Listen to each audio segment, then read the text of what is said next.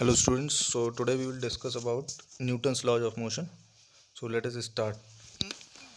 तो सबसे पहले न्यूटन्स लॉज ऑफ मोशन में हम पढ़ेंगे कि फोर्स क्या होता है.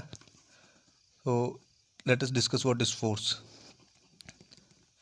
तो देखिए, इसको आपने कई बार सुना होगा अपने डेली लाइफ में इस फोर्स शब्द को. तो इसको प्रॉपरली डिफाइन कैसे किया जाता है? It is defined as a push और पुल. ठीक है, ए पुश और pull on an object is called force. ठीक है, तो किसी भी ऑब्जेक्ट पे कोई पुश या पुल हो रहा है किसी कारण से, तो उसको हम क्या बोलते हैं? फोर्स.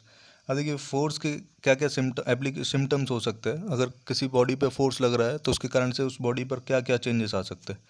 तो जैसे कुछ चेंजेस, जैसे इट कैन चेंज शेप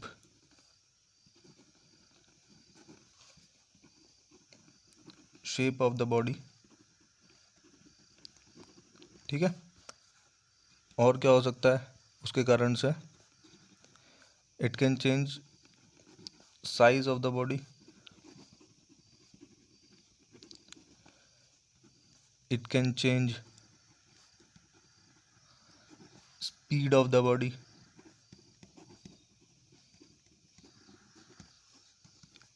ऐसे ही it can change direction of body etcetera. है ना? तो फोर्स को हम कैसे डिफाइन करते हैं? पुश और पुल ऑन एन ऑब्जेक्ट, और उसके कारण से कुछ ऐसे चेंजेस हो सकते हैं किसी बॉडी पे जिस पर वो एक्ट कर रहा है. ठीक है, it can change shape of the body, it can change size of the body, it can change speed of the body, it can change direction of the body etcetera. तो अभी जब भी फोर्स एक्ट करता है तो ये सारे changes होते हैं. तो इन सारे चेंजेस को प्रॉपरली स्टडी करने के लिए हम कुछ लॉज पढ़ते हैं जो कि न्यूटन के द्वारा दिए गए हैं. तो सबसे पहला लॉ है, तो हम न्यूटन्स लॉज अब पढ़ेंगे. तो हम लिखेंगे फर्स्ट लॉ ऑफ मोशन, या फिर Newton's first law of motion. ठीक है, इसको लिख सकते हैं न्यूटन्स फर्स्ट लॉ या सिंपली फर्स्ट लॉ. तो इसका स्टेटमेंट क्या होता है, पहले मैं वो स्टेटमेंट आपको एक्सप्लेन कर रहा हूँ. तो पहले लिख देता हूँ, फिर मैं आपको एक्सप्लेन करूँगा. It states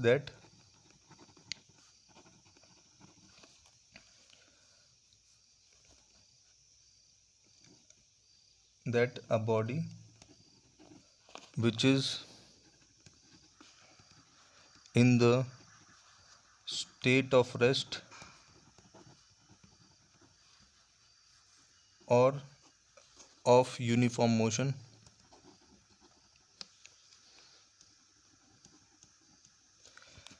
a body which is in the state of rest or of uniform motion will continue to be in its state until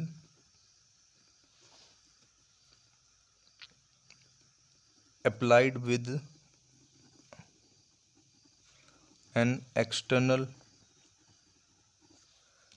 unbalanced forces. ठीक है, तो देखिए, इस न्यूटन फर्स्ट लॉ को समझने के लिए हमें कुछ चीज़ों की, कुछ शब्दों की डेफिनेशन पता होना ज़रूरी है. जैसे इसमें मैंने कुछ टर्म्स यूज़ किए हैं, एक्सटर्नल, अनबैलेंस. तो अभी हम ये एक्सटर्नल अनबैलेंस फोर्स का मतलब समझेंगे, फिर मैं आपको इसका मीनिंग समझाऊंगा. तो देखते हैं. सबसे पहला टर्म है, जैसे सबसे पहले हम डिफाइन करेंगे सिस्टम क्या होता है. ठीक है, ये न्यूटन फर्स्ट लॉ के अंदर ही मैं लिख रहा हूँ और फिर आपको न्यूटन फर्स्ट लॉ एक्सप्लेन करूँगा. तो सिस्टम क्या होता है? तो देखिए, जिस भी ऑब्जेक्ट को हम पढ़ते हैं उसको हम बोलेंगे सिस्टम. मतलब इस दुनिया में बहुत सारे ऑब्जेक्ट्स हैं, लेकिन हम किसी ऑब्जेक्ट की स्टडी करेंगे जिस पर फोर्स लगेगा. तो ऐसा लिख सकते हैं, ऑब्जेक्ट अंडर इन्वेस्टिगेशन. ठीक है, इज कॉल्ड सिस्टम. जिस ऑब्जेक्ट को हम स्टडी कर रहे हैं उसको हम क्या बोलेंगे? सिस्टम. ठीक है, और इसके बारे में और हम लिख सकते हैं, it can be either one object और more than one object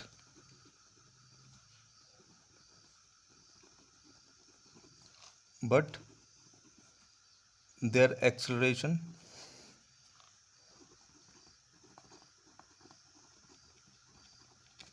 should be same both in magnitude and direction. तो इसका क्या मतलब है, देखिए सबसे पहले तो हम सिस्टम को कैसे डिफाइन करेंगे। इस दुनिया में जिस भी ऑब्जेक्ट को हम स्टडी कर रहे हैं उसको सिस्टम बोल सकते हैं। मतलब जैसे अगर हम एक बॉक्स की स्टडी कर रहे हैं, बॉक्स पे फोर्स लग रहा है और बॉक्स मूव कर रहा है, तो हम उस बॉक्स को सिस्टम ले लेंगे। अगर एक से ज़्यादा ऑब्जेक्ट्स प्रेजेंट है तो फिर हम सिस्टम को कैसे डिफाइन करेंगे। वो सिस्टम हो सकता है लेकिन कब होगा, जब उन दोनों के एक्सेलरेशन सेम होंगे। एक्सेलरेशन क्योंकि वेक्टर क्वांटिटी होती है, उस पर मैग्नीट्यूड भी होता है और डायरेक्शन भी होता है। तो फिर हम एक से ज़्यादा ऑब्जेक्ट को अगर सिस्टम कंसिडर करेंगे तो फिर क्या ज़रूरी है, उन दोनों का एक्सेलरेशन सेम होना चाहिए। एक्सेलरेशन आप पढ़ चुके हैं पहले वाले चैप्टर में। एक्सेलरेशन मैग्नीट्यूड भी होता है उसके पास और डायरेक्शन भी होता है, तो दोनों चीज़ सेम होनी चाहिए। ठीक है, तो आइदर वन ऑब्जेक्ट हो सकता है या फिर मोर देन वन ऑब्जेक्ट हो सकता है, लेकिन अगर मोर देन वन ऑब्जेक्ट होगा तो एक्सेलरेशन सेम होना चाहिए। तो ये बात हुई सिस्टम की। अब देखिए इंटरनल फोर्सेस और एक्सटर्नल फोर्सेस क्या क्या होते हैं। इंटरनल फोर्स पहले मैं बता रहा हूँ। इंटरनल फोर्स तो जो फोर्सेस सिस्टम के अंदर से ही लगे उसको हम बोलेंगे इंटरनल फोर्सेस। मतलब forces that act on the body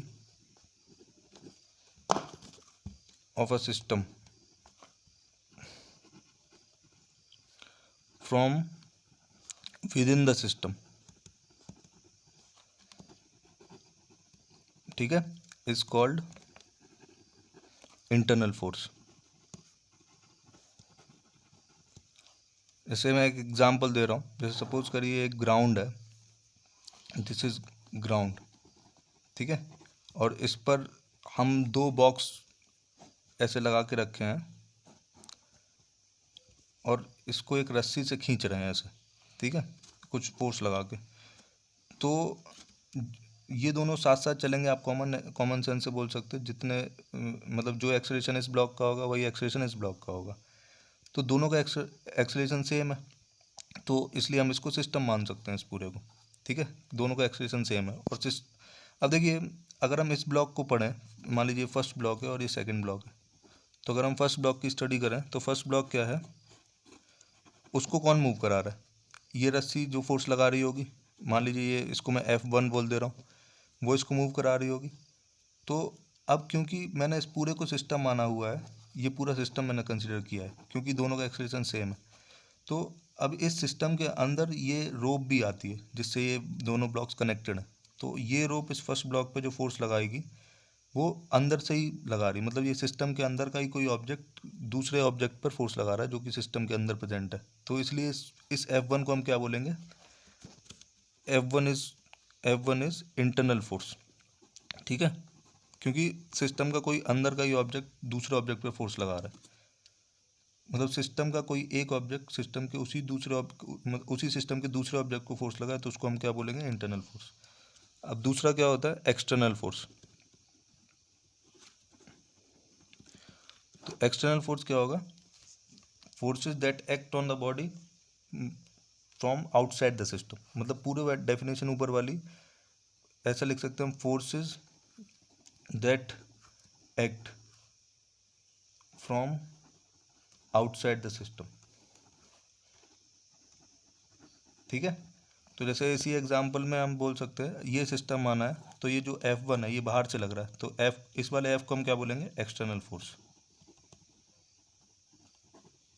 ठीक है, इसका और एग्जांपल दिया जा सकता, जैसे कि सपोज करिए ये अर्थ है। ठीक है, इस अर्थ पे मान लीजिए कोई एक बॉक्स रखा है इस तरीके से।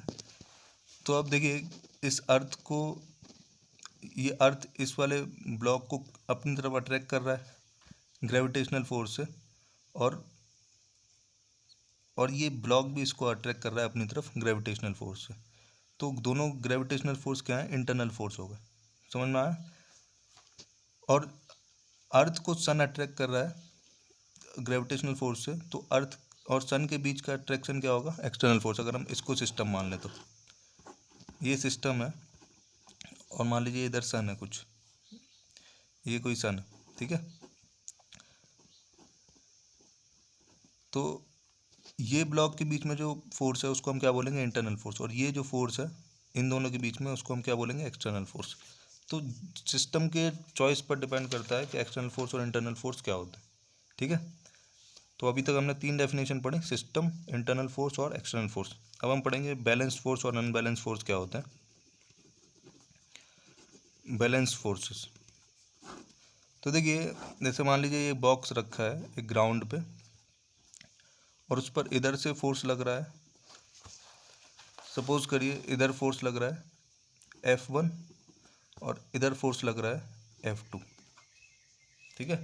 तो अगर F1 और F2 बराबर हैं तब तो हम क्या बोलेंगे, दे आर बैलेंस फोर्सेस,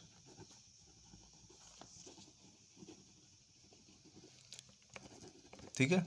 और अगर F1 और F2 बराबर नहीं है तो हम क्या बोलेंगे, दे आर अनबैलेंस्ड फोर्सेस, ठीक है। मतलब अगर सपोज करिए F1 और F2 बराबर हो गए तो फोर्स तो लग रहा है लेकिन फिर भी ये चलेगा नहीं, एक ही जगह रहेगा। तो इस तरीके के फोर्सेस को हम क्या बोलते हैं, बैलेंस फोर्सेस। और अगर F1 F2 बराबर नहीं हुए तो फिर ऐसे फोर्सेस को हम क्या बोलेंगे, अनबैलेंस फोर्सेस, ठीक है। तो अब मैं न्यूटन फर्स्ट लॉ का एक्सप्लेनेशन दूंगा आपको। न्यूटन फर्स्ट लॉ की डेफिनेशन क्या होती है, देखिए न्यूटन फर्स्ट लॉ मैंने लिखा था, it states that a body which is in the state of rest or of uniform motion will continue to be in its state until applied with an external unbalanced force। मतलब अगर कोई body rest पर है और या फिर uniform motion में, तो जब तक उस पर एक्सटर्नल फोर्स हम नहीं लगाएंगे, एक्सटर्नल अनबैलेंस फोर्स नहीं लगाएंगे, तब तक उसकी स्टेट चेंज नहीं होगी। जैसे सपोज करिए ये एक बॉक्स है,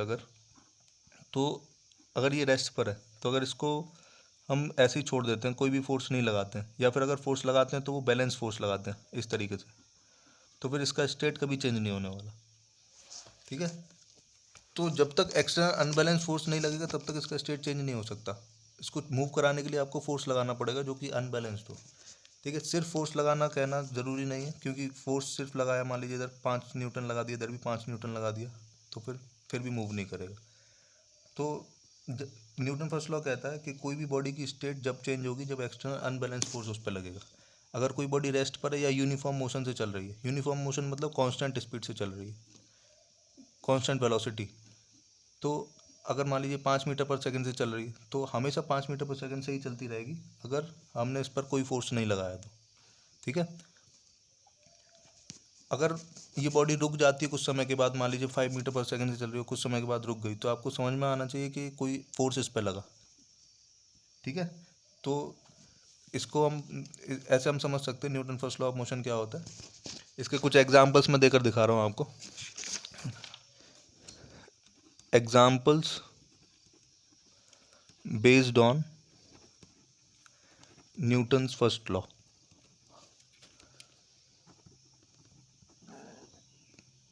ठीक है।